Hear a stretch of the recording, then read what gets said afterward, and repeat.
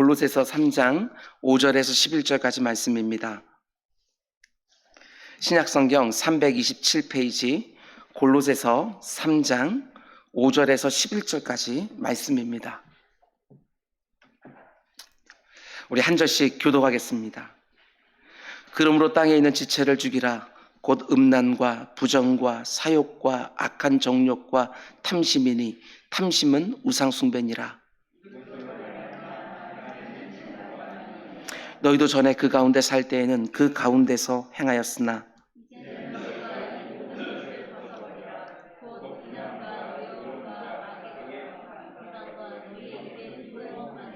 너희가 서로 거짓말을 하지 말라. 옛사람과 그 행위를 벗어버리고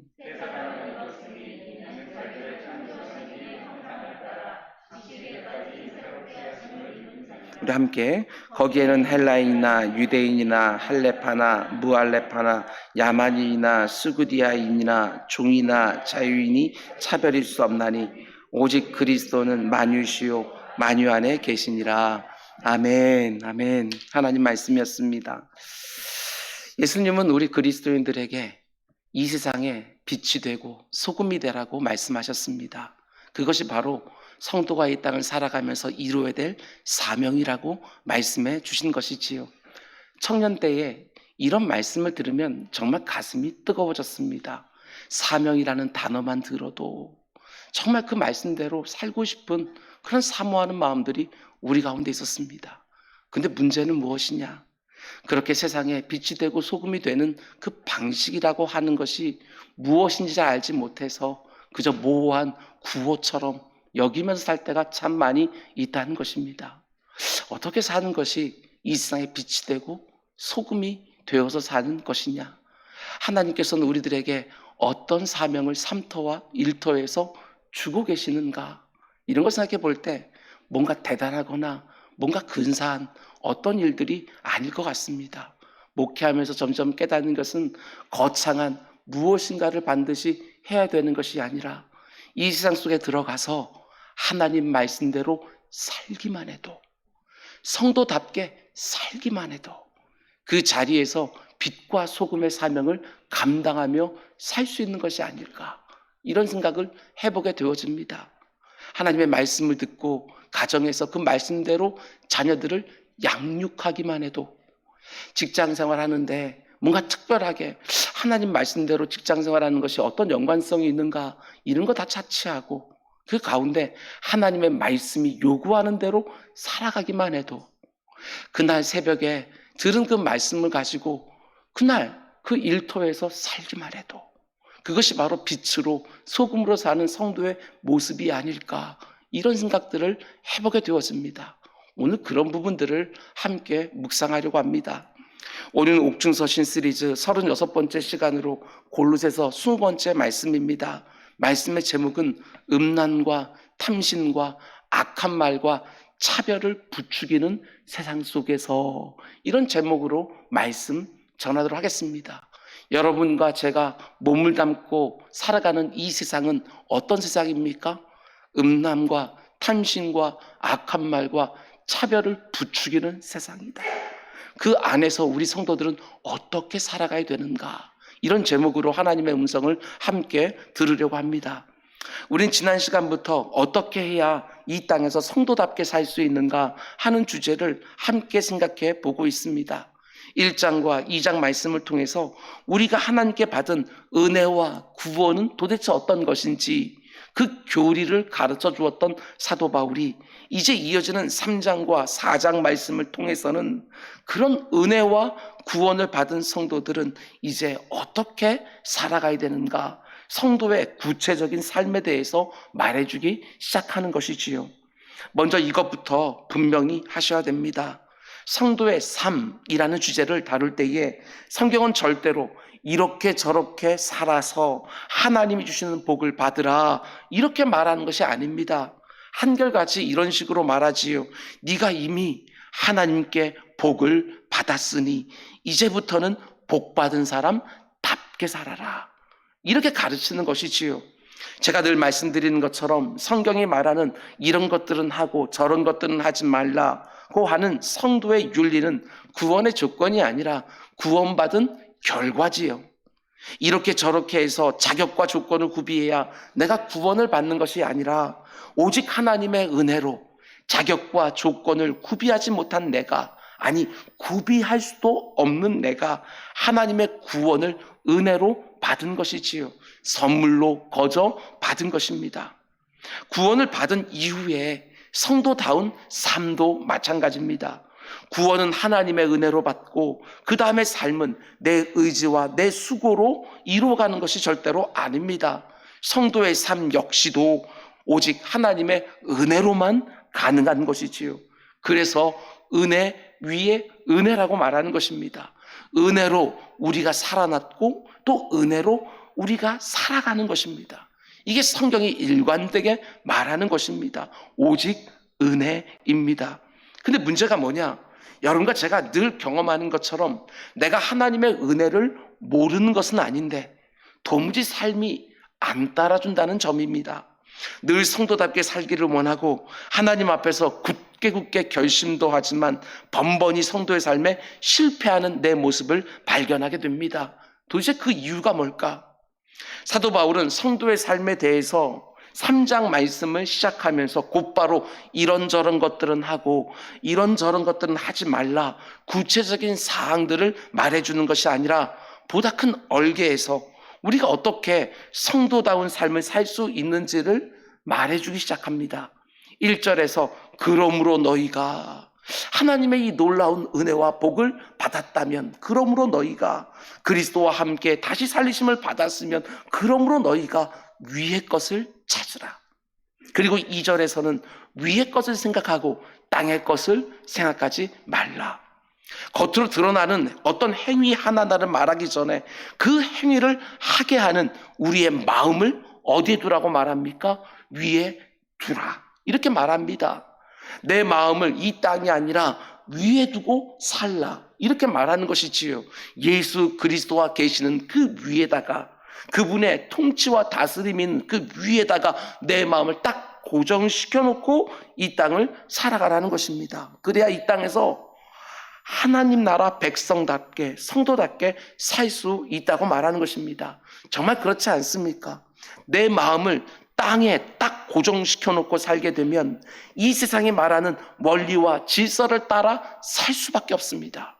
그러나 내 마음을 위에다가 고정시켜 놓고 살면 이 땅에 사는 동안에도 하나님이 원하시는 삶을 살며 살아갈 수 있다는 것입니다. 늘 말씀드리는 부분이지만 다시 말씀을 드립니다. 하루하루의 첫 시간을 어떤 식으로든 구별하여 내 마음을 위의 것들에 딱 고정시켜 놓고 하루의 일상을 시작하는 것입니다. 바쁘고 급한 일에 그냥 뛰어드는 것이 아니라 정말 중요한 것이 무엇인지 그것부터 분명히 해놓고, 지금 당장 내게 유익해 보는 일이 아니라 영원까지 이 일이 이루어지는가, 이것들을 잘 생각하며 살아가는 우리 모두가 될 수 있기를 주님의 이름으로 축원을 드립니다. 그러고 나서 이제 사도 바울은 여러분과 제가 이 땅에서 성도답게 살기 위해서 어떻게 하라고 말하느냐, 곧바로 이어지는 5절 말씀 보면 땅에 있는 지체를 죽여라, 이렇게 말합니다. 5절 그러므로 땅에 있는 지체를 죽이라. 그리고 9절 맨 마지막 부분을 보면 옛사람과 그때 행하던 행위를 벗어버리라고 또 권면합니다. 옛사람과 그 행위를 벗어버리고. 그러니까 사도 바울은 내 마음을 위의 것들에 고정시켜 놓고 살라고 권면한 다음에 이제 끝없이 내 마음을 위에서 이 땅으로 끄집어내는 땅에 속한 지체를 죽이라, 이렇게 말하는 것입니다.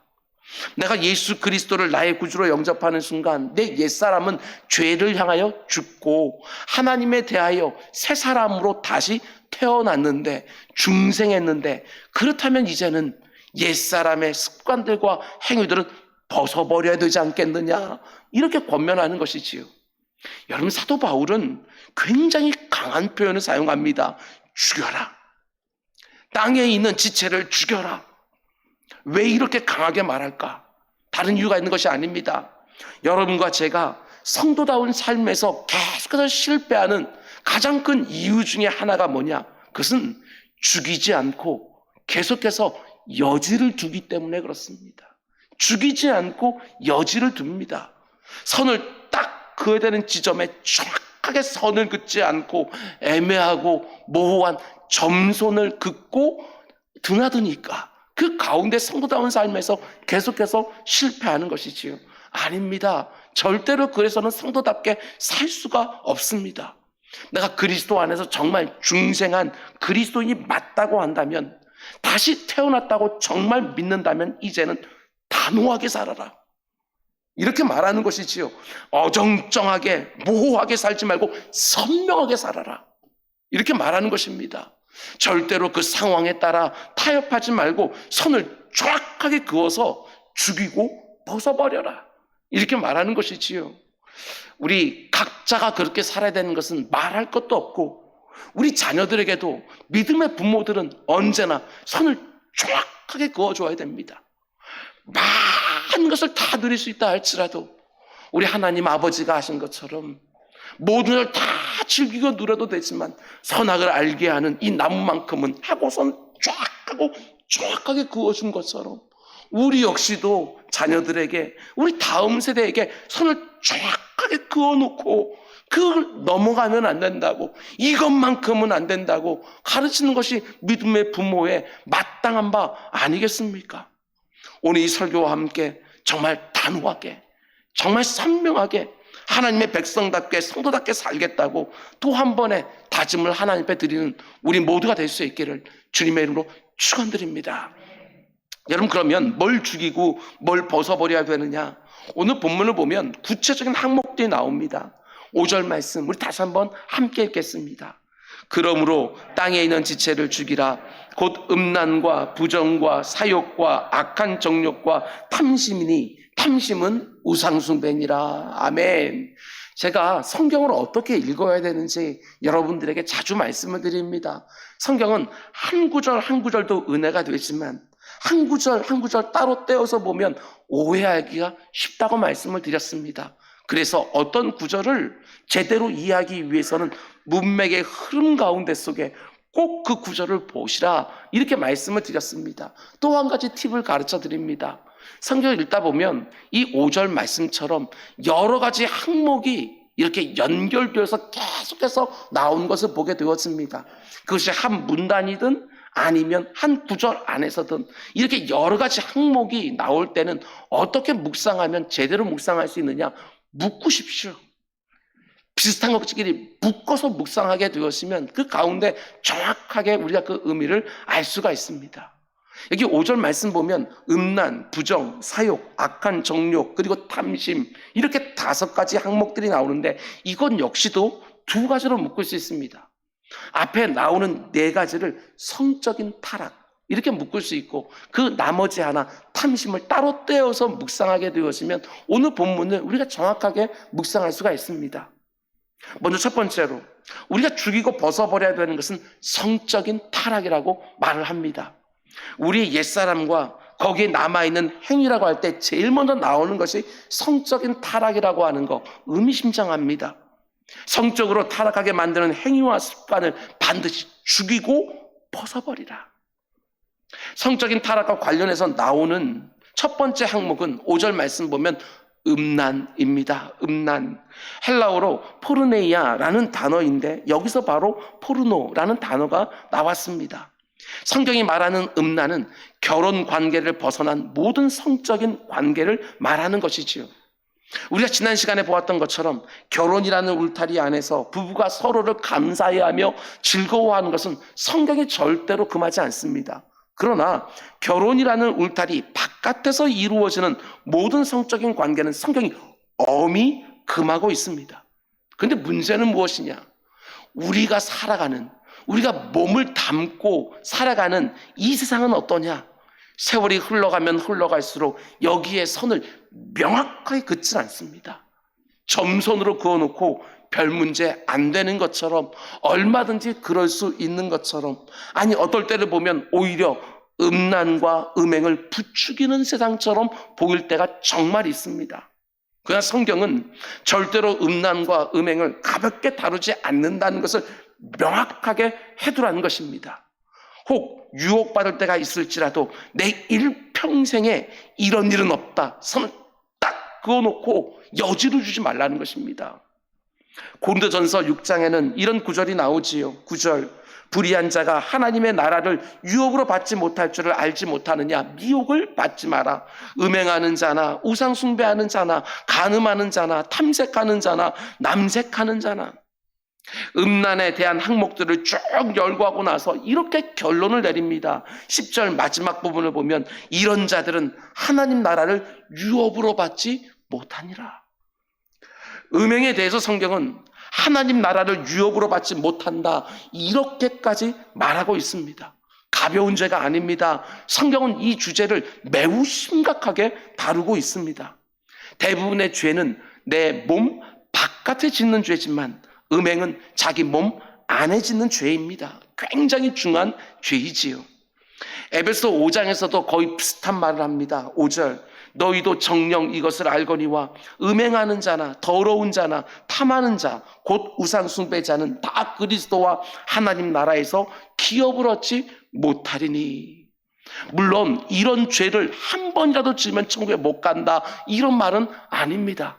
이 한 구절만 딱 띄어서 이런 자들은 천국에 못 가, 이렇게 말하는 것이 아니라 또 말씀드리는 것처럼 성경 전체에서 뭐라고 말하고 있는가, 이것들을 보면서 이 구절을 또한 해석해 내야 되는 것이지요. 이런 죄를 지은 자도 정말 진실되게 회개하고 돌이키면 분명히 하나님의 용서의 은총을 얻습니다. 그러나 이런 죄에 계속해서 머물러 있는 자들은 하나님 나라에 이르지 못한다고 하는 엄중한 경고를 새겨놓고 살라는 것이지요. 이 세상이 뭐라고 말하든지 그것과 저는 상관없이 아무리 시대가 바뀌어도 하나님이 제정하신 부부라는 관계를 함부로 깨뜨리는 것은 하나님이 굉장히 중하게 판단하신 죄라는 것을 반드시 기억하라는 것입니다. 여러분, 그런데 음란이 필연적으로 가져오는 것이 무엇이냐? 5절 말씀 보면 항목들이 이어집니다. 음란 다음에 나오는 것이 부정이지요. impurity. 순결하지 않은 거예요. 깨끗하지 않습니다. 여기 나오는 부정은 일체의 더러운 행위들을 가리킵니다. 성적인 타락은 반드시 더러운 행실을 수반하게 되는데 그걸 가리켜서 부정, 이렇게 말하는 것이지요. 그런데 음란이 부정을 수반해서 계속해서 발전하다 보면 이제 어떻게 되어지느냐? 또 5절 말씀 보면 사욕으로 들어간다고 말합니다. 사욕, 바르지 못한 욕망, 영어로 보게 되는 lust, 이렇게 되어 있습니다. 이제는 애정이 동반되지 않은 강한 성적인 욕망 안으로 들어가는 것입니다. 애정이 있느냐 없느냐, 이게 관계가 없습니다. 통제가 불가능한 성욕으로 발전하는 것이지요. 아무리 채워도 채워지지 않는 성적인 욕망을 절대로 포기하지 않고 이제는 걷잡을 수 없을 정도로 끌려다니기 시작하는 것입니다. 그게 바로 사욕입니다. 사욕. 그런데 음란에서 부정으로, 부정이 사욕으로 발전하면 결국 어떻게 되어지느냐? 극단적으로 자기 자신 안에 있는 육체적인 욕망을 충족시키려고 하는 마음이 자리 잡기 시작한다는 것이지요. 그게 바로 5절이 말하는 악한 정욕, evil desire입니다. 이게 참 무섭습니다. 절대로 나에게 이런 일이 일어나겠나, 이렇게 생각할 게 아닌 것 같습니다. 왜 그렇지요? 여러분과 제가 몸담고 살아가는 이 세상이 너무나도 음란합니다. 우리 주님 역시도 공생애 때 음란한 세대요 하고 책망했던 것을 보게 되어집니다. 음란을 대수롭지 않게 오히려 부추기는 세상 가운데 여러분과 제가, 그리고 우리 사랑하는 자녀들과 다음 세대들이 살고 있다는 것을 간과하면 안 되는 것입니다.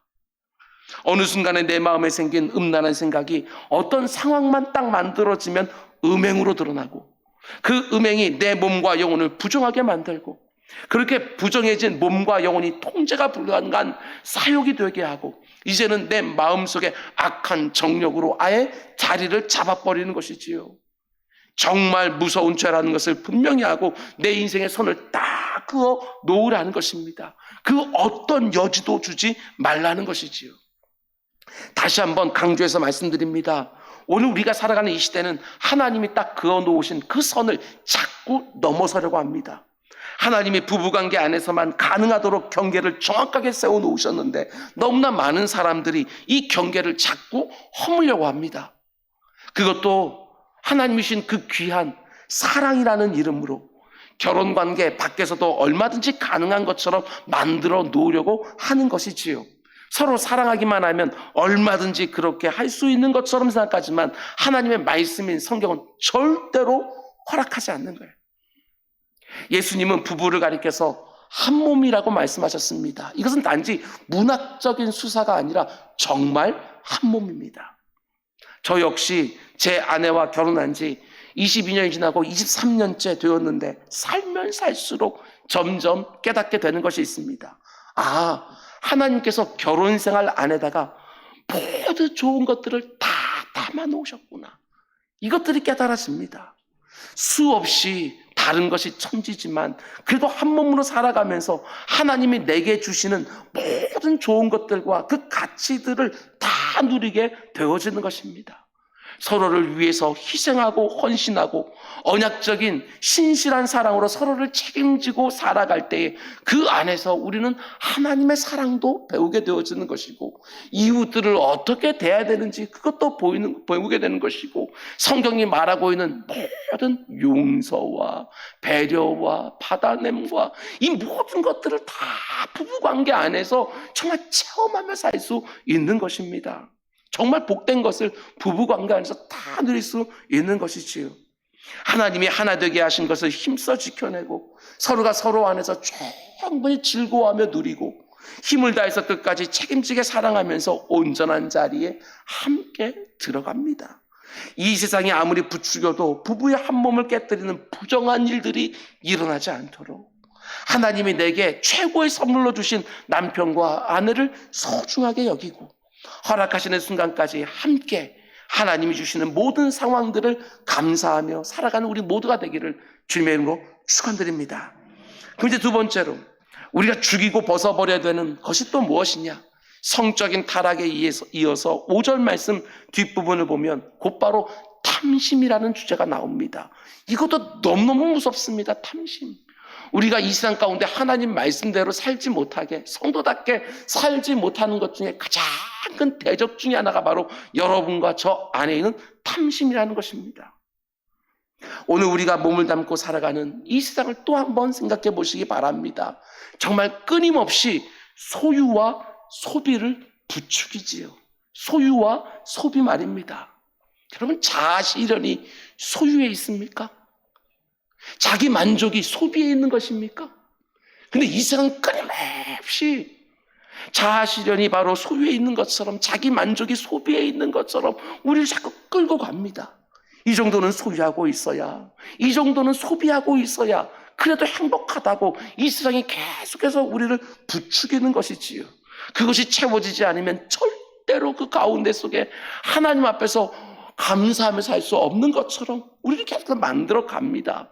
그러다 보니까 소유와 소비를 위해서라면 사람들이 무엇까지 파느냐? 관계와 양심이나 윤리나 가치 이런 것들은 말할 것도 없고 심지어 자기 영혼까지 팔아버립니다. 많은 문학작품들을 보게 되었으면 소유와 소비라는 것들이 그 영혼을 얼마나 심각하게 병들게 하는지 심지어 악한 마귀에도 파는 그런 작품들도 나올 정도로 예나 지금이나 똑같습니다. 지금 당장의 소유와 소비를 위해서라면 너무나 안타깝게도 내 영원한 생명까지도 쉽게 뒤로 물리는 경우들이 얼마나 많은지 모릅니다. 여러분, 소유와 소비를 위한 탐심 정말 분별하셔야 됩니다. 이 세상에 아무리 부추긴다고 해도 거기에 끌려다녀서는 절대로 안 됩니다. 지난 시간에 말씀드린 것처럼 성경은 우리에게 금욕을 가르치지는 않습니다. 내게 필요한 것들을 소유하기를 원하고 내게 알맞은 것을 소비하는 것, 그걸 문제라고 절대로 말하지 않습니다. 그러나 선을 정확하게 그어 놓으라는 것입니다. 우리가 믿는 하나님은 내 탐심을 채워주시는 분이 아니라 내 필요를 공급해 주시는 분 아닙니까? 탐심과 필요를 잘 분별하셔야 되는 거예요. 내 탐심을 만족시키는 것이 아니라 내 필요가 충족되었으면 나머지 것들은 계속 흘려보내면서 내 곁에 있는 것들을 복되게 하는 것, 이것들이 바로 우리가 살아가야 되는 모습인데 우리는 입으로는 필요라고 말하면서도 내 마음속에는 탐심을 추구할 때가 얼마나 많이 있는지 모른다는 사실입니다. 분별하셔야 되는 거예요. 여러분, 저는 이 말씀이 너무나 좋습니다. 우리가 잘 아는 잠언 30장에 있는 말씀. 내가 두 가지를 주께 구하였사오니 내가 죽기 전에 내게 거절하지 마시옵소서. 곧 헛된 것과 거짓말을 내게서 멀리 하옵시며 나를 가난하게도 마옵시고 부하게도 마옵시고 오직 필요한 양식으로 나를 먹이시옵소서. 혹 내가 배불러서 하나님은 모른다, 여호와가 누구냐 할까 하오며 혹 내가 가난하여 도둑질하고 내 하나님의 이름을 욕되게 할까 두려워함이니라. 잠언 기자의 그 마음 중심에 뭐가 들어있는지 잘 보이지 않습니까?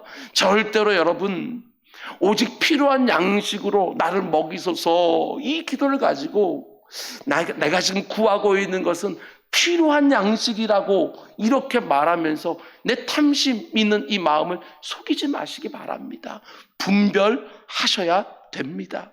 내가 너무나도 부유해서 하나님 없이 살 수 있는 것처럼 착각하지 않도록 꼭 필요한 만큼만 더 주시면 흘려보내고, 내가 너무 궁핍해서 하나님을 욕되게 하면 안 되니까 꼭 필요한 만큼만 구하면서 살고, 내 곁에 있는 사람들이 궁핍하면 내게 하나님께 더 주신 것을 흘려보내서 그 형제와 그 자매가 범죄하지 않도록 내가 하는 것이고, 우리 성도들은 그렇게 사는 것입니다.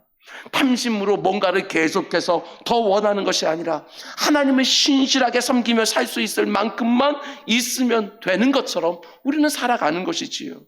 여러분, 그런데 이 세상이 이렇게 부추기는 탐심을 이기기 위하여 이 부분이 중요합니다. 여러분과 저에게, 우리 성도들에게 반드시 뭐가 필요하냐? 여러분, 탐심을 이기는 것은 두 가지입니다. 감사와 자족이 있을 때 탐심을 우리는 이기기 시작하는 것이지요. 하나님이 내게 주신 모든 것들을 감사함으로 받아내고 내게 있는 바를 족한 줄로 아는 자족, 이것이 너무너무 중요합니다. 이 두 가지가 없으면 결코 우리는 세상이 부추기는 탐심을 이겨낼 재간이 없습니다. 뿐만 아니라 단지 물질에 대한 탐심, 자리에 대한 탐심, 명예에 대한 탐심만이 아닙니다. 이 부분도 너무나도 중요합니다. 내 곁에 있는 사람들에게 내 안에 있는 기대를 투사하는 것, 이것도 얼마든지 탐심이 될 수 있습니다. 우리의 모든 행복을 다 뺏어가고 관계를 다 엉터리로 만들어 놓는 것, 내 곁에 있는 사람들에게 내 안에 있는 기대를 투사하는 것, 이게 탐심이 될 수 있는 거예요. 사람에 대한 기대와 내 욕망을 그 사람에게 투사하는 탐심, 이것도 여러분 분별하셔야 됩니다. 우리는 기대라는 단어로 내 곁에 있는 사람들에게 내 탐심을 쏟아부을 때가 너무나도 많이 있습니다. 저 같은 목사에게도 여러분이 기대하는 것들이 있지 않습니까? 어떤 이상적인 모습을 딱 세워놓고 저에게 그런 목사가 되기를 기대하는 것이지요. 여러분, 그러지 마십시오. 저는 이미 벌써 포기했습니다. 절대로 그런 일이 가능하지 않다는 거, 어떤 이상을 만들어 놓고 거기다 나를 맞출 수 없다고 하는 사실, 하나님이 제게 허락하신 분깃 이상으로 할 수 있는 인생이 절대로 아닙니다. 여러분도 그렇고 저도 그렇습니다. 자녀가 부모에게 내가 가지고 있는 그 기대를 다 투사해 놓고 그 부모를 감사하지 못하는 것, 여러분, 이게 얼마나 엉터리입니까? 여러분, 부모가 그 자녀에게 내 기대를 다 투사해 놓고 거기에 맞춰주지 아니하면 그 가운데 속에 마치 너무나도 힘들어하고 어려워하는 것, 여러분, 아닙니다. 절대로 그렇지 않습니다. 특별히 결혼을 앞두고 있거나 우리 젊은 부부들에게 말씀을 드립니다. 그래도 부부가 서로 한 20년, 30년, 40년 이렇게 살게 되었으면 내려놓을 것들은 다 내려놓게 되는 것이지요. 그런데 그 젊은 부부나 아니면 결혼을 앞두고 나서 여러분의 배우자에게, 배우자가 될 사람에게 과도한 기대를 다 쏟아부으면 그건 역시도 탐심이라는 거 잊으면 안 됩니다. 드라마에 나오는 어떤 남편이나 아내의 모습을 절대로 내 곁에 있는 사람에게 투사하지 마십시오. 그건 절대로 가능하지 않습니다. 먼저 외모부터 불가능합니다. 절대로 그렇게 투사하지 마시고 하나님께서 내게 최고의 선물을 주셨노라고, 나에게 과분한 사람을 주셨노라고 내 감사함으로 족한 줄 알고 살아갈 때에 그 가운데 속에 부부 사이의 모든 좋은 것들을 함께 누리기 시작하는 것이지요. 좀 모자라 보이는 부분이 있다 할지라도, 좀 부족해 보이는 부분이 있다 할지라도 하나님은 실수하지 않습니다. 내게 꼭 맞는 사람을 내게 허락해 주신 것입니다. 여러분, 탐심을 부추기는 이 세상 풍조에 절대로 지면 안 됩니다. 부모든 배우자든 자녀든 모든 사람들에게 부족한 점들이 있지만 그 존재 자체가 너무나도 귀하고, 뿐만 아니라 그 모든 부족한 부분들은 함께 한 몸으로 살아가면서 하나님께서 채워주신다. 분명하게 믿고 한 몸을 이루며 살아가는 것입니다. 모든 자리에서 하나님을 인정하고 하나님의 도우심과 채워주심을 경험하며 살아가는 것이지요. 그것이 바로 탐심을 이기는 감사와 자족이라는 것입니다. 여러분, 그런데 3절 마지막 부분을 보게 되었으면 이 탐심을 가리켜 또 뭐라고 말하느냐? 탐심은 우상숭배니라. 왜 탐심을 가리켜서 하나님이 그렇게 가증스러워하는 우상숭배라고 말을 하느냐? 한번 생각해 보십시오. 사람들이 왜 우상을 섬깁니까? 하나님이 내 안에 있는 탐심을 지지해 주지 않기 때문에 내 탐심을 다 쏟아 부을 수 있는 우상을 저마다 만드는 것입니다. 우상을 만들어서 내 안에 있는 과도한 욕구, 결코 멈추는 탐심을 마음껏 추구하려고 하는 것입니다. 그것이 어떤 형상인 우상이거나 아니면 그것이 내 배우자거나 내 자녀거나 아니면 돈이나 아니면 권력이나 다 마찬가지입니다. 내 안에 있는 탐심을 거기다 다 부어놓고 그것이 내 있는 이 욕구를 다 추구해 줄 수 있다고 믿는 것이죠. 우상이 분명합니다. 여러분, 자족에서 감사가 나온다는 사실을 꼭 기억하고 사시기 바랍니다. 하나님이 내게 주신 것을 나 같은 죄인에게 너무나 과분한 것으로 감사함으로 받아내면 늘 내 잔이 넘치나이다. 이 고백을 하면서 우리는 살 수 있습니다. 여러분과 저의 삶에 감사한 일들이 얼마나 많습니까? 작정하고 종이 한 장을 꺼내놓고 내가 받은 복들을 쫙 써내려가면 정말 끝없이 항목들이 이어질 텐데 너무나 많은 사람들이 감사가 아니라 분노와 억울함을 터뜨리며 삽니다. 내가 이런 대접받을 사람이 아닌데, 내가 지금 이렇게 살 사람이 아닌데 하면서 분노와 억울함을 터뜨리면서 하는 것이지요. 왜 그렇습니까? 우리 안에 악한 본성이 이 세상의 풍조와 늘 맞장구를 치기 때문에 그 가운데 우리가 이렇게 불평과 억울함으로 살아가는 것이지요.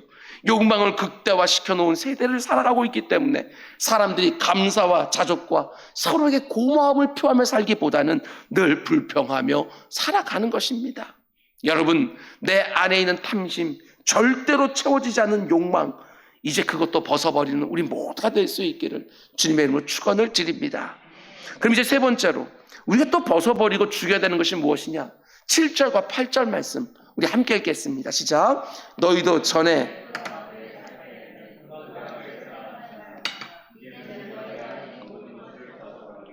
곧 분함과 노여움과 악의와 비방과 너의 입에 부끄러운 말이니라. 아멘. 여기 보면 또 항목들이 쫙 이어지지 않습니까? 그럼 이 항목들을 하나로 딱 또 묶어 놓을 수 있습니다. 여러분은 어떤 걸로 묶을 수 있겠습니까? 저는 말이라는 주제로 모든 항목을 묶어 보았습니다. 내 안에 분함이 있고 노여움이 있고 악의가 있고 그리고 누군가를 비방하는 마음이 있으면 반드시 우리 입에 성도답지 않은 부끄러운 말이 쏟아지게 되어져 있습니다. 하나님의 은혜를 받은 성도답게 그 은혜에 합당하지 않은 말, 그것도 벗어버리라고 말을 합니다. 우리가 죽여야 되는 이 땅에 속해 있는 지체 혹은 우리가 벗어버려야 하는 옛사람의 모습은 성적인 타락이나 탐심은 말할 것도 없고 우리 입에서 나오는 악한 말, 이것도 반드시 벗어버려야 된다는 것입니다. 우리는 이것을 가볍게 생각하지만 절대로 그렇지 않습니다. 내 옛사람에게 붙어 있었던 이 말이라고 하는 거, 그 말하는 습관을 벗어버리는 게 얼마나 어려운지 모릅니다. 우리가 살아가는 이 시대의 사람들을 보면 심장에 생긴 병도 여러분 고쳐냅니다. 뇌에 생긴 종양도 떼어냅니다. 이빨이 다 빠져버려도 다시 심어버립니다. 그러나 여전히 내 입에서 나오는 말은 시대가 아무리 흘러도 어쩌지를 못하지요. 이게 너무나도 심각한 주제입니다. 야고보서 1장 26절은 단호하게 말합니다. 누구든지 스스로 경건하다 생각하며 자기 혀를 재갈 물리지 아니하고 자기 마음을 속이면 이 사람의 경건은 헛것이라. 정말 귀담아 들어야 됩니다. 내 신앙이 얼마나 진실한지 얼마나 성숙되었는지 뭘로 알 수 있느냐? 그게 말이라고.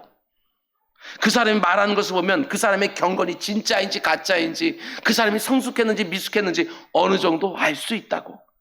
내가 얼마나 오랫동안 신앙생활을 하고, 내가 이런저런 체험을 하고, 내가 일주일에 예배를 몇 번 드리고, 내가 얼마나 말씀생활 기도생활을 열심히 하고, 그런데 내 입에서 나오는 말이 전혀 변하지 않았다, 이 사람의 경건은 헛것이라. 성경은 분명하게 말합니다. 가만 보면 우리가 살아가는 이 사회는 혀를 통제하려고 하지 않는 사회인 것처럼 보일 때가 너무너무 많습니다. 저는 섬뜩섬뜩 놀랍니다. 제가 알고 있고 배웠고 제 몸 가운데 속에 정말 배어있는 것들 중에 하나는, 잘 되지는 않기는 하지만 누군가의 말을 잘 경청해주고, 그 사람이 이 말을 하는 그 배우에 어떤 마음들이 있는지를 헤아리려고 노력하고, 이런 것들이 대화의 기술인데, 오늘날 우리가 살아가는 이 세상을 보게 되어지면 내가 명확한 논리로 그 사람이 말하는 것을 납작하게 만들어 놔야 내가 말을 잘하는 사람처럼 걸, 이렇게 생각하는 세상 아닙니까? 그 사람이 어떻게 말하는지 충분히 이해가 되고 있음에도 불구하고 그거는 다 무시해버리고 내가 말하는 것들을 관철해내야 그 사람이 마치 언변에 통달한 것처럼 그렇게 말하는 것이 이 세상에 아주 그냥 즐비합니다. 각종 토론 프로그램 같은 것들을 보더라도 서로 토론 배틀이요, 그렇게 싸우면서 내 걸 주장을 해서 관철시키기만 하면 뭔가가 다 되어지는 것처럼 이렇게 여기는 이 세상, 저는 절대로 동의할 수가 없습니다. 내 입에서 나오는 말들을 절제하고 다스리려고 하지 않습니다. 그게 얼마나 중요한 덕이고 소양인지 가르치려고 하지 않습니다. 혀를 가지고 하나님을 영화롭게 하고 찬양하고 사람들을 잘 만져내며 살아야 되는데, 돈이 드는 것도 아니고 많은 땀을 흘려야 되는 것도 아니고, 내 혀를 다스리는 수고를 너무나도 안 하는 것입니다. 내 혀를 함부로 사용하면서 하나님이 허락하신 관계들을 너무나 허망하게, 가정에서뿐만이 아니라 이 귀한 교회 안에서도 마치 토론의 배틀이 벌어지는 것처럼 이렇게 살아갈 때가 얼마나 많은지 모른다는 사실입니다. 아닙니다. 절대로 그렇지 않습니다. 성도의 입에서 나오는 말은 달라야 합니다. 이 세상과는 말하는 태도부터 달라야 합니다. 예수 그리스도를 나의 구주로 영접하고 새 생명을 얻었다면 말하는 것 당연히 달라져야 됩니다. 언어의 변화, 이것처럼 내 안에 시작된 새 생명을 세상 가운데 드러낼 수 있는 더 좋은 방법이 어디 있습니까? 말하는 것이 달라지면 저 사람 안에 무슨 새로운 변화가 일어났다는 거 내 주변 사람들이 직감하지 않습니까? 여러분과 저의 입술에서 하나님을 향한 감사와 찬양이 늘 묻어나고, 내 곁에 있는 사람들을 격려하고 응원하고 위로하고 힘나게 하는 말의 변화가 확연하게 일어나서 하나님을 영화롭게 하고 내 곁에 있는 사람들의 심령을 따뜻하게 하며 살아가는 우리 모두가 될 수 있기를 주님의 이름으로 축원을 드립니다. 그러면 이제 마지막 네 번째로 우리가 또 벗어버리고 죽여야 되는 것이 무엇이냐? 10절과 11절 말씀도 우리 함께 읽겠습니다. 10절 11절 시작. 새 사람을 입었으니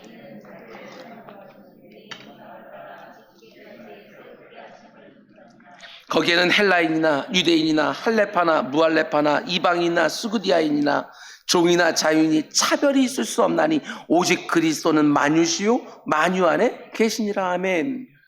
여기 보면 새 생명을 입은 성도를 가리켜서 특별히 뭐가 새로워졌다고 말합니까? 저는 성경을 연구하면서 이런 부분이 나올 때마다 참 좋습니다. 그저 구원을 얻었다, 네 신분이 바뀌었다, 사망에서 생명으로 옮겨졌다, 이렇게 말하는 것들이 아니라 구체적인 무엇인가를 또 우리에게 말해주는 것이지요. 여기 10절 말씀 보면 새 사람을 입었는데 뭐가 달라졌다고요? 지식에까지 새롭게 하심을 입은 자니라, 이렇게 말하는 거예요. 이게 바로 성경이 말하는 구원입니다. 굉장히 중요한 부분이지요. 우리가 예수 안에서 새 사람을 입었을 때 지식까지 새로워졌다고 말하는 것입니다. 뭔가를 인식하고 바라보는 지식의 변화, 지각의 변화가 여러분과 저에게 이미 일어났다는 것이지요. 한꺼번에 모든 것이 다 바뀌는 것은 아니지만 지식에 있어서도 큰 변화가 우리 안에 시작되었다, 이렇게 말합니다. 사물을 보는 눈도 바뀌는 것이고 가치를 매기는 기준도 달라지는 것입니다. 많은 사람들이 알면 뭐하냐, 살아내질 못하는데 이렇게 말하지만 절대로 그렇지 않습니다. 뭐가 하나님이 원하시는 삶인지 모르면 못 사는 것입니다. 모르기 때문에 그렇게 살아야 된다는 생각들도 하지 못하는 것이지요. 알아야, 알고 있어야 그래도 살려고 하는 것이고, 제대로 살지 못했을 때는 회개하는 것이고, 하나님 앞에 나아가서 힘달라고 우리가 간구도 하는 것입니다. 성도다운 삶이 뭔지를 알아야 그래도 성도답게 살지 않겠습니까? 여러분, 그런데 우리가 그리스도 안에서 새 사람을 있게 되었으면 어떤 지식이 생긴다고 말합니까? 그게 바로 11절 말씀입니다. 거기에는 헬라이나 유대인이나 할레파나 무할레파나 야만이나 스구디아인이나 종이나 자유인이 차별이 없느니라. 새로운 지각이 딱 생기는데 사도 바울은 너무나 재미있게도 그 첫 번째로 차별이 없느니라 이렇게 말하고 있는 것이지요. 왜 이렇게 말했을까? 그 당시 초대교회 공동체 하나됨을 깨뜨리는 것 중에 가장 큰 것이 바로 하나, 이거 서로 차별하는 거, 서로 편애하는 거. 여기서부터 교회가 계속 깨어지는 걸 보고 있기에 사도 바울은 맨 처음 너희 지각이 새로워졌다라고 말하면 첫 번째로 꺼내드는 것이 차별이 없느니라. 다른 사람들을 바라볼 때 옛사람일 때처럼 차별하지 않는 전혀 새로운 지식이 생겼다는 것입니다. 새로운 지식이 생겼으니까 사람 보는 눈이 달라져야 된다고. 근데 우리가 몸을 담고 살아가는 또 이 세상은 어떻습니까? 오만 가지 것을 가지고 차별하고 편애합니다. 노골적으로 표현은 안 해도 등수 매겨서 줄 세우기를 얼마나 좋아하는지 모릅니다. 그러면서도 그것이 마치 당연한 것처럼, 심지어 그것을 요즘은 공정이라고까지 말을 합니다. 정말 그렇습니까? 저는 조금도 동의할 수 없습니다. 그게 공정입니까? 성공이라는 이름으로 사람을 우대해 주는 거, 실패라는 이름으로 사람을 하대하는 거, 그게 공정입니까? 줄 세우는 그 질서 가운데 살아가면서 그 사람이 가지고 있는 뭔가를 가지고서 쫙 줄 세워서 그 앞에 있는 사람들은 모든 걸 다 가지고, 그리고 저 뒤에 밀려있는 사람들은 하나도 못 가지는 거, 그게 공정입니까? 저는 절대로 동의할 수가 없습니다.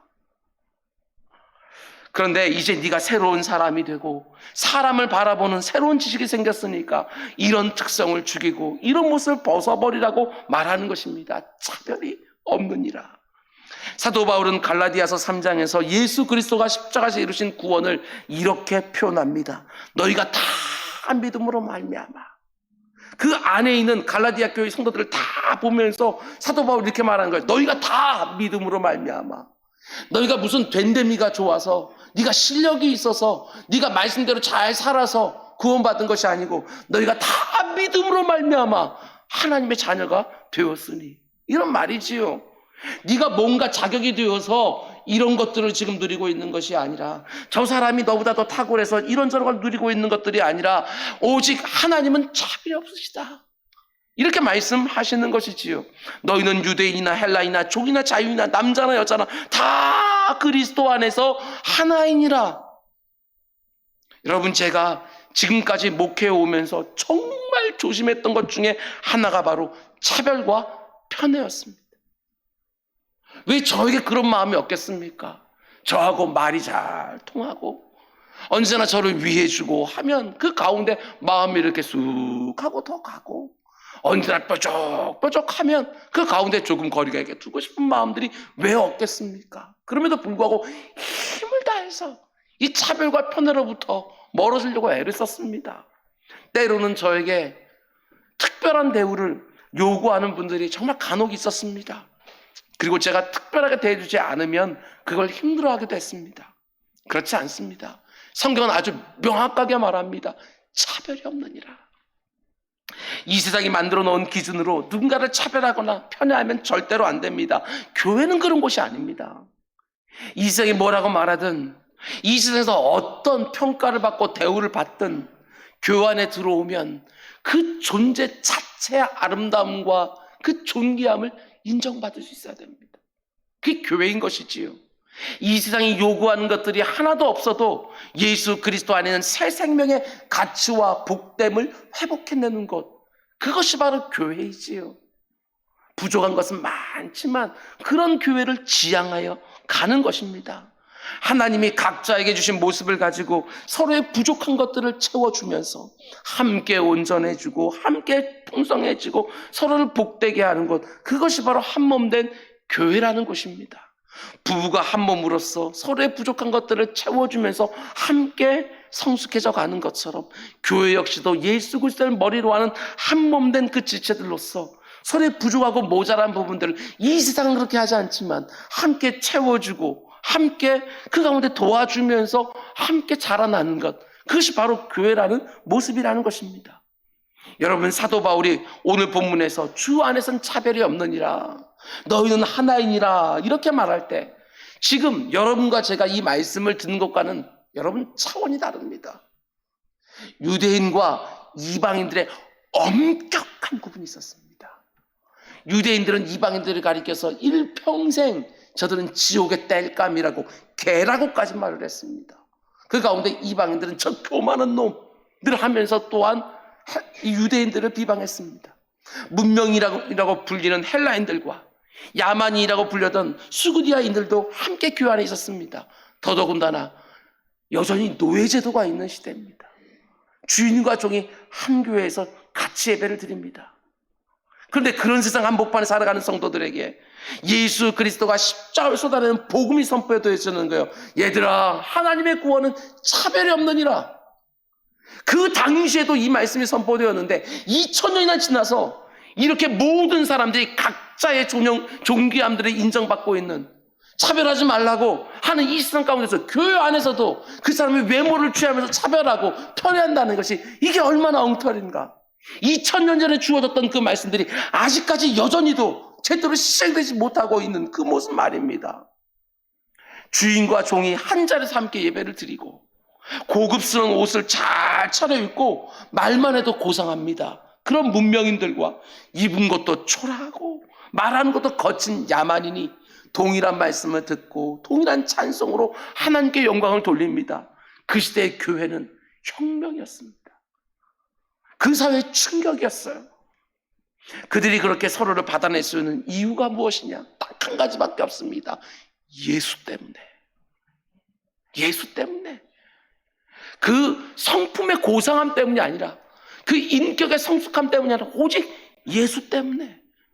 예수 그리스도가 십자가 위에서 그 보혈의 피를 흘려서 모든 사람들의 죄를 다 깨끗하게 해주시고 그들을 불러서 교회로 만들어주시고, 다 기능과 역할은 다르지만 한 몸 되어져서 예수 때문에 서로를 다 받아냅니다. 수만 가지가 다르지만 교회 안에 있는 모든 사람들에게 있는 딱 하나의 공통점, 그게 바로 예수였던 거예요. 예수 때문이라면 뭐든지 내려놓고 뭐든지 수용할 수 있기 때문에 모든 성도들이 이전에 가지고 있었던 옛사람의 지식으로 서로를 차별하거나 편애하지 않고 한 몸을 이뤄갈 수 있었습니다. 이 세상은 그렇지 않습니다. 그러나 교회는 그렇습니다. 주님이 정말 다양한 사람들을 이곳에 불러주셔서 그리스도의 한몸된 교회로 세워주신 것이지요. 아무리 큰 차이가 있어도 오직 예수 때문에 나를 꺾어서 하나가 되라고. 제가 앞에서 말씀드린 것처럼 부부가 서로 다른 것이 수만 가지가 있지만 그 가운데 한몸됨을 이루면서 가장 좋은 것들을 다 누릴 수 있는 것처럼 교회도 한몸 되어서 서로를 그렇게 충성스럽게 받아낼 때에 그 가운데 속에 교회 안에 담아놓으신 가장 좋은 것들을 다 누릴 수 있는 거예요. 그것도 독점하는 것이 아니라 함께. 굉장히 중요합니다. 예수 그리스도의 십자가 보혈로 하나가 되었다는 걸 정말 믿는다면 서로를 정말 피부지처럼 받아내라. 여러분, 사람을 절대로 외모로 취하지 마시기 바랍니다. 내 호불호에 따라서 차별하거나 편애하지 마시기 바랍니다. 오직 예수 때문에 그 어떤 사람도 내 몸에 딱 붙여서 한 몸을 이루어내는 우리 모두가 될 수 있기를 주님의 이름으로 축원드립니다. 말씀 맺겠습니다. 여러분, 모든 진실한 성도들은 예수 그리스도 안에서 다시 태어난 새 사람입니다.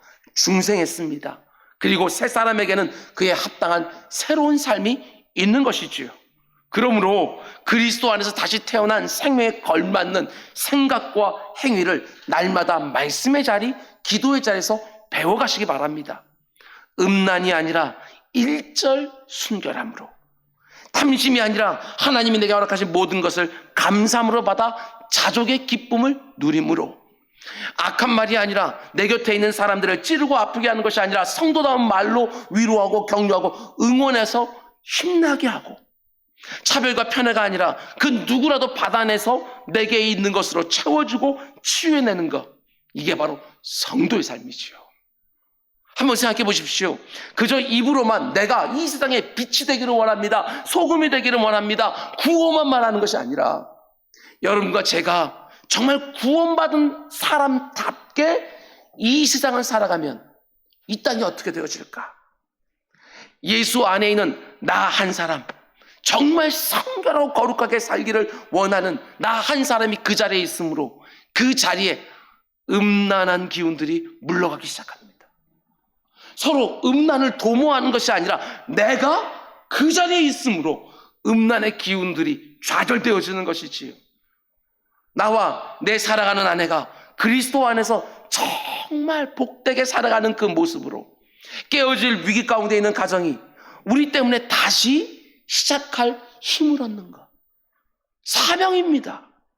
많은 사람들이 자신의 탐심을 채우려고 혈안이 되어서 도무지 만족하지 못하며 살아가는데 그 가운데 속에서도 모든 형편을 감사함으로 받아내고 내게 있는 것이 많든지 적든지 자족하면서 힘들고 어려운 사람들 흘려보내면서 섬기고 챙기며 살아가는 내 모습을 보고 그렇지, 이렇게 살아야 진짜 행복한 것이지, 사는 것처럼 사는 것이지, 누군가가 이런 것들을 다시 한번 생각해 본다고 한다면 여러분, 우리는 사명을 감당하고 있는 것입니다. 지속되는 코로나19로 인하여 경제적인 어려움이나 관계적인 문제 때문에 분노와 억울함을 가지고 많은 사람들의 입에서 험한 말, 독한 말, 찌른 말이 막 쏟아지는데 그 가운데에서 내 입에서 나오는 말들이 너무나 다른 것입니다. 말 하나에도 성도의 품격이 느껴지는 것입니다. 따뜻한 말로 세워주고 이해해주고 감싸주고 힘나는 말로 위로해주고 격려해주고 응원해주고, 그럼 그 자리에서 오가는 대화 자체가 달라집니다. 이것도 사명이에요. 온 세상에 차별과 편애가 가득하지요. 오만 가지 근거를 가지고 사람들을 판단하고 등급 매기고 줄 세우는 세상입니다. 그런 세상 안에서 그 누구라도 마치 피부지처럼 받아서 서로 책임있게 사랑하는 공동체, 여러분과 저를 통하여 우리 주님은 그런 교회를 이 세상 가운데 두기를 원하시는 것이지요. 여러분, 우리 정말 예수 믿는 사람답게 살아갑시다. 오늘 예배가 마쳐지면 그냥 세상으로 나아가는 것이 아닙니다. 여러분, 파송받는 것입니다. 이 세상 가운데 음란이 가득하고, 그건 탐심이 가득하고, 악한 말이 가득하고, 차별과 편애가 가득한 세상 가운데 속에 오늘 이 말씀을 들은 성도들이 그 세상 속에 쏙 들어가서 이 말씀대로 살아내는 거예요. 그것을 이 세상을 복되게 하는 거예요. 빛과 소금의 역할을 감당하는 거예요. 파송받는 거예요. 예수 믿는 사람다운 특별함이 여러분과 저에게 풍성하게 흘러나와서 이렇게 병든 세상을 선한 영향력으로 섬겨내고 지치고 힘들어하는 사람들에게 누군가에게 위로와 응원과 격려와 복이 되는 우리 한 사람 한 사람 꼭 되기를 주님의 이름으로 축원을 드립니다. 기도하겠습니다. 사랑이 많으신 아버지, 감사합니다. 뭔가 대단하고 근사한 일을 해야 빛과 소금이 되는 것처럼 그렇게 생각하지 말게 하시고, 오늘 내가 들은 말씀 가지고 일주일을 사는 것이고, 그리고 새벽마다 듣는 말씀들을 가지고 그렇게 하루를 사는 것이고, 말씀대로 살기만 하면 그것이 바로 사명 감당하는 일이고, 그것이 바로 세상을 복되게 하는 것이고, 하나님 전심으로 사랑하고 이웃들 내 몸처럼 사랑하는 것인 줄 알고 성도답게 살아가는 우리 모두가 될 수 있도록 인도하여 주옵소서. 우리 부족합니다. 성령 하나님께서 필요한 것들을 공급하여 주셔서 이렇게 살아갈 수 있도록 꼭 인도하여 주옵소서. 예수님의 이름으로 기도드렸습니다. 아멘.